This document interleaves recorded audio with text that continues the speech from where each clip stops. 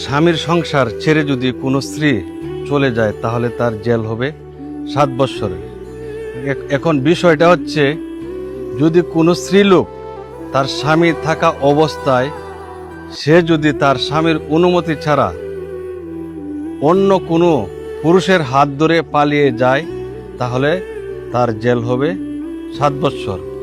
মামলা হবে penal code 494 দ্বারা। তাছাড়া বিভিন্ন জনে আমাকে ফোন দিয়ে বা বিদেশ থেকে ফোন দিয়ে, প্রবাসী ভাইরা ফোন দিয়ে থাকেন যে তার স্ত্রী অন্য কারো সাথে প্রেম করেছে বা এরকম ঘটনা হয়ে থাকে, অন্যত্র অন্যজনের হাত ধরে চলে যায়। তখন চলে যাওয়ার পর সে জিডি করেছে অথবা মামলা করেছে। পরবর্তীতে জানতে পারলাম সে আমাকে ডিভোর্স দিয়েছে, মানে ওই লোককে ডিভোর্স দিয়েছে।